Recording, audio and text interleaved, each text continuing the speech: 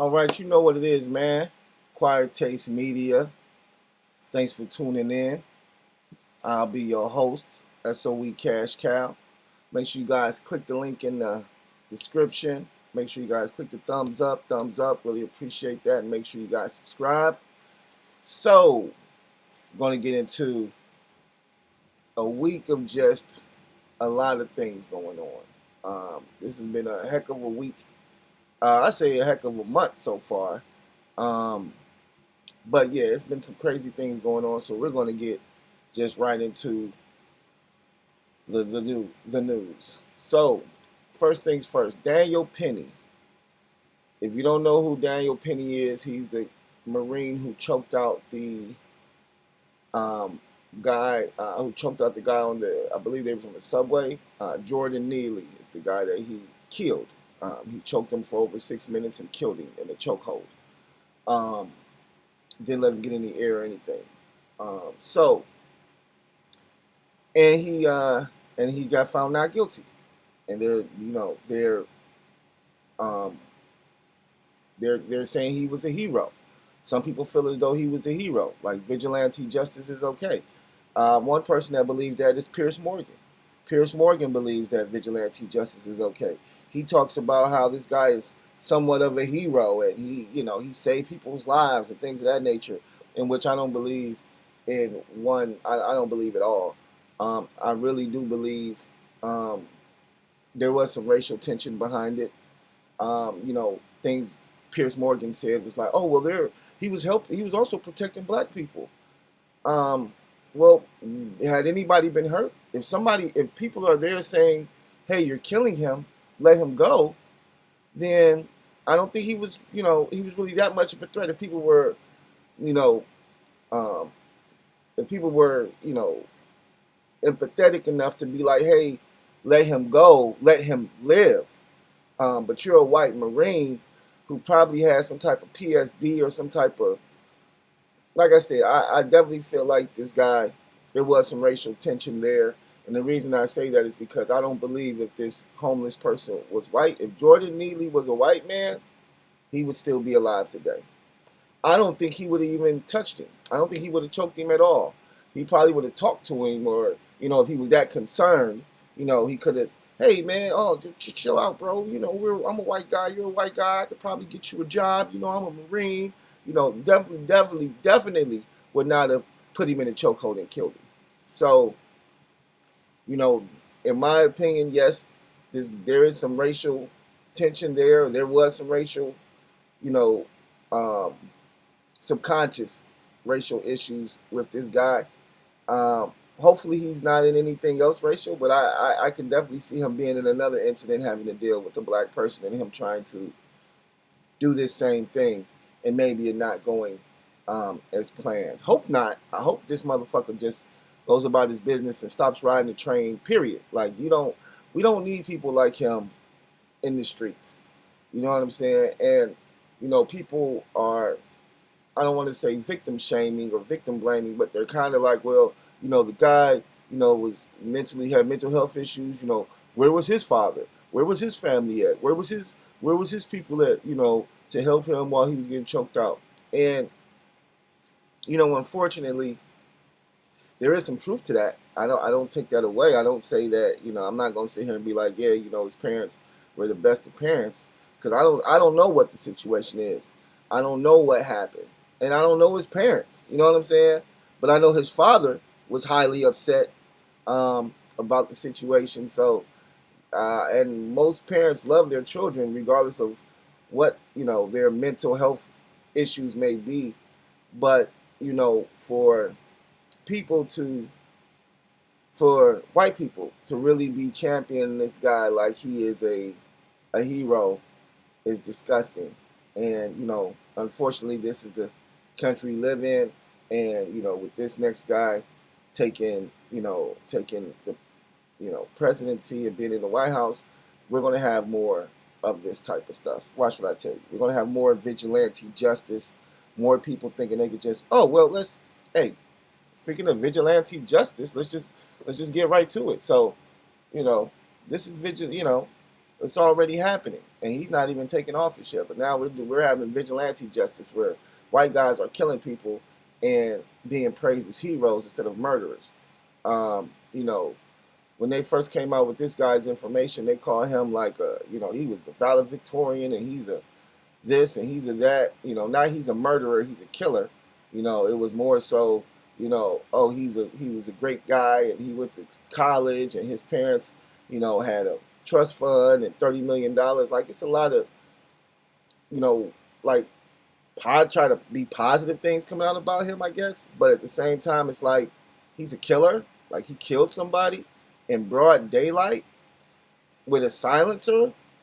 Like, come on, man. Like, but they're talking about how sexy this guy is, how good he looks. And once again, there are people out there that will look at him as a hero. Now, I can tell you that I did see a sketch on SNL. It was pretty. It wasn't even a sketch. It was Chris Rock, and he did his monologue, and he was like, drug dealers get shot sometimes, and there is some truth in that as well because this guy was definitely a drug dealer. He was in the insurance, business, and we all know how that business can be. It's very, very notorious for, not helping people at times that they need. Sometimes they need the most help, and I think that's why free healthcare in this country was something that everybody, really thought would be something that would help people, and a lot of times you find yourself in situations where you may not get the help that you think that that you may not get the help that you need and the help that you deserve because you fall within a certain tax bracket or because you can't afford, a certain amount of care, things of that nature. So, there are people out there that I can definitely say probably, definitely have a gripe with the healthcare system. And, unfortunately, like I say, champion this guy for, being a symbol of, people who are, I guess, getting fed up with how they're being treated in the, by these healthcare and these insurance organizations.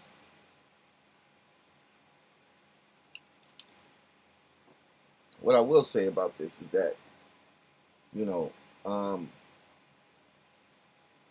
I would like to know what, like, either this was a hit, like somebody paid him to do this, or something happened to him personally where he just was like, nah, and I would like to know what that is. I don't think we found that out yet because they're too busy looking at his six-pack and shit, talk about how good he looks. So hopefully we'll get to, really know why he did what he did. Like, was it somebody pay him to do it? Which I don't think so, because I mean, if you're going to be a paid hitman, what you going to do, just one job and then go to jail? Nigga, no. If you're a paid hitman, then you know how to get away and you're never going to be seen again. Like, I remember a long time ago, when I want to say it was at least 5 to 10 years ago, there was, and I don't remember if it was in Ohio or what state it was in, but I remember there was somebody got killed, and it wasn't no, CEO or nothing. I think it was just like somebody got killed, just murdered. And I remember them saying that the perpetrator was in all black, on a black motorcycle, pulled up next to the guy, shot and killed him, zoomed off.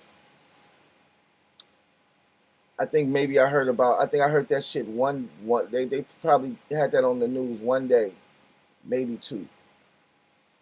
But they had no way to look for this guy. There was nothing. We don't know what this nigga looks like. We don't even know what kind of fucking bike he was on. Because the only people who seen him, they seen him on a black bike. It had no name on it. It wasn't like that bitch was you know what I'm saying? So, this motherfucker's out here really killing shit and getting away. You know what I'm saying? So, this guy, it wasn't a hit. This is personal. And I would just like to know what the personal thing was. But yeah, best believe there's some killers out there for sure, for sure. There's some killers out there. So, once again, condolences to the guy's family. because he definitely didn't deserve to die like that. That was crazy.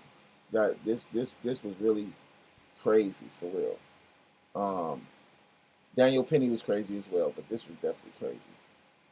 So moving on, let's see what else we take care of right quick. I'm gonna talk about Jamie last. So you got Caitlin Clark, right? It's my girl. She cool. I rock with Caitlin. And after what she said in the Time magazine, I really rock with her. Now, there has been some backlash, of course, and there shouldn't really. I mean, I don't think it should be any backlash because, she did acknowledge, that black women have, built the WNBA, and they deserve to be on the cover just as much as she does. Like she definitely, and she even said something about benefiting from white privilege. So you don't hear that a lot out of white people's mouths. Like, yeah, I understand I benefit from white privilege and this, that, and this. So, kudos to her for at least putting it out there and kind of like saying, all right, you know what, y'all doing too much. You know what I'm saying? Like y'all really like, all right, I'm gonna take this motherfucking award and shit, but I'm gonna say some shit that y'all probably ain't gonna like, or I'm gonna say some shit because this is some bullshit. And I mean, there's probably other things she could have did. She probably could have turned it down. She probably could have said, "No, I'm cool. You should put the whole WNBA on there." But she did. So, well, once again, I'm not gonna hold that against her. Because like I said, she did at least represent and say some things that needed to be said. Now, I think one of the WNBA coaches, one of the ladies, came out and actually, said something that was also, what they also could have did was, like I said, they could have put the whole team on the cover, or they could have put the whole WNBA league on the cover or something. But they could have definitely represented a lot more because I think she's also the first WNBA player to be on, to be in on that Time magazine, and it's like, come on now, there's been a lot more. There's definitely been way more black female WNBA players that have been kicking ass and taking names this whole time who should have been on the cover of Time. And then Caitlin Clark comes for one fucking year or a couple years and, she gets it. Now, once again, there's no reason to really go back and forth about it because we know why she got it. Not just white privilege, but, we have to say that there are, she did, I guess, help boost the WNBA's economy as well as help boost, people actually paying attention to the WNBA. Her and Angel Reese, shout out to Angel Reese. She definitely is doing her thing out here too. So, but yeah, a lot of people are saying that, there's other people out there that could have actually played better than her. But once again, the fact of the matter is she's the one who brought the attention and, got people coming. Her and like I say, Angel. It's a lot of WNBA players that people come out to see, but we're talking about this past year and how things have been going this past year, and I guess why they gave it to her. So shout out to all the WNBA players, all those lovely ladies out there, balling. Definitely need to get some more money because from what they say, they're not making enough. So they need to look into helping them get some type of deals or something going on, or just pay them more. I mean, if you're gonna y'all making more money now, shit, y'all should be paying them more. So so that's neither here nor there. I had to get into that discussion of WNBA pay, and that's a totally different conversation. But like I stated, once again, shout out to Caitlin Clark. Shout out to Angel Reese.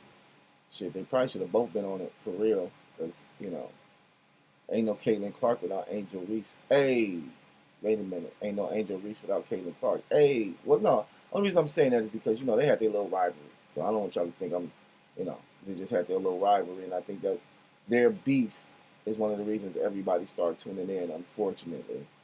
But when they started beefing and going back and forth, that's when people really started paying attention and shit. So let's go. So let's go to Andrew Shultz. So Andrew Shultz had said some things this past week or weekend. about Kendrick Lamar and saying he could pretty much have his way with Kendrick Lamar, pretty much, have consensual sex with Kendrick Lamar or rape Kendrick Lamar. Like, it was weird. You know what I'm saying? It was weird in itself.